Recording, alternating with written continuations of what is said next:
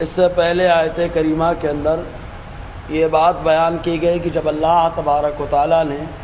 معبودان باطلہ کی مثال بیان کی، مکھی کی طرح ہے جن کی کوئی حیثیت نہیں ہے، اور ان کے عقیدے نظریات کی اللہ تعالیٰ نے تردید مثالوں سے فرمائی، تو مکہ کے باشندوں نے یہ کہنا شروع کر دیا ان مثالوں کا کیا مطلب ہے، سمجھ میں نہیں آتا۔ تو اللہ تبارک و تعالیٰ نے کیا فرمایا، فَأَمَّا الَّذِينَ آمَنُوا فَيَعْلَمُونَ أَنَّهُ الْحَقُّ مِنْ رَبِّهِمْ، تو رہ گئے وہ لوگ جو ایمان لائے تو وہ جانتے ہیں کہ یہ حق ہے ان کے رب کی طرف سے، کہ جو مثالیں بیان کی گئی ہیں مثالیں حق ہیں، وہ غلط نہیں ہے، ضرورت کے تقاضے کے پیش نظر ہے، کیونکہ کبھی کبھی کوئی بات دماغ میں آدمی کے نہیں اترتی ہے، لیکن اگر مثال دے دی جائے تو فوراً وہ بات آدمی کے دماغ میں آ جاتی ہے۔ جیسے مثال کے طور پر انسان یہ کہتا ہے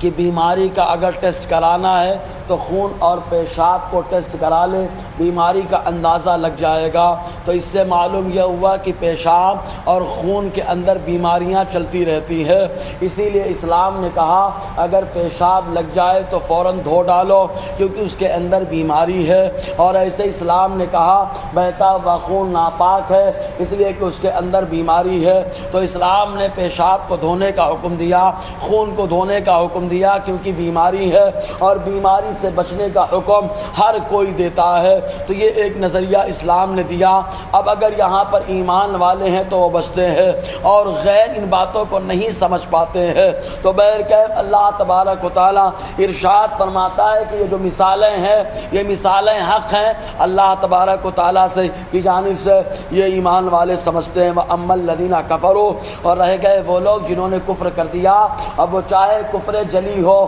کفر مجاہر ہو، یعنی ایسا آدمی جو جہرن کلم کلا کفر کرنے والا ہو، یا چپکے سے کفر کرنے والا ہو جس کو کافر منافق کہا جاتا ہے، اور چاہے وہ کافر اصلی ہو جو شروع سے کافر رہا، اور چاہے وہ کافر مرتد ہو کہ پہلے ایمان لایا اور ایمان لانے کے بعد پھر اسلام سے پھر گیا، اس کو کافر مرتد کہا جاتا ہے۔ تو یہ سارے کافر قرآن کی عظمت کو نہیں سمجھ پاتے، تو قرآن کی مثالوں کو کیا سمجھیں گے؟ تو یہ کہتے ہیں ماذا اراد اللہ بہذا مسئلہ، کیا ارادہ کیا ہے اللہ نے اس سے مثال کے طور پر، کیا اللہ تعالیٰ نے مثال بیان کی ہے، کیا ارادہ ہے پروردگار عالم کا؟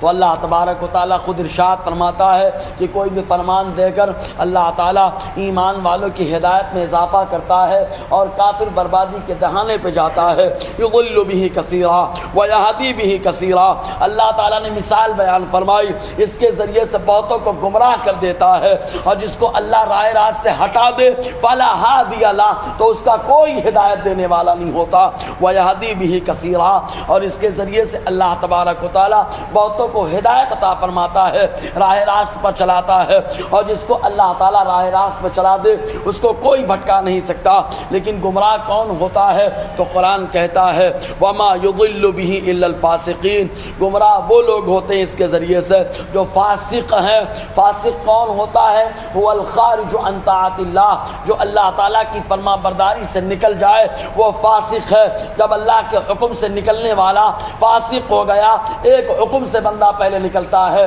پھر دھیرے دھیرے تمام احکام کو ڈھیل دے دیتا ہے، پھر ایمانیات کا انکار کرنا شروع کر دیتا ہے۔ اسی لیے فسق کی تین قسمیں بنتی ہے، فسق تغابی ہے، فسق انہماک ہے، فسق جحود ہے۔ فسق تغابی یہ ہے کہ بندہ گناہ کو کبھی کبھی کر لیوے گناہ کو جانتے ہوئے، اور فسق انہماک یہ ہے کہ بندہ گناہ کرتا ہے گناہ کو گناہ سمجھتے ہوئے لیکن لذت پا رہا ہے، اور فسق جحود یہ ہے کہ بندہ گناہ کرے اور اس کو حلال سمجھ لے، تب انسان ایسی صورت میں ایمان سے نکل جاتا ہے، کیونکہ حرام کو حلال سمجھنا یا حلال کو حرام سمجھنا یہ ایمان سے نکلنا ہوتا ہے۔ تو اللہ تعالیٰ فرماتا ہے وما یضل بہ الا الفاسقین، اس کے ذریعے سے اللہ تعالیٰ فاسقوں کو گمراہ فرماتا ہے۔ اب فاسقوں کی کچھ صفتیں آگے ہیں، انشاءاللہ اس پر روشنی رہے گی۔ اللہ تعالیٰ ہم سب کو فیضان قرآن برکات قرآن سے مالا مال فرمائے۔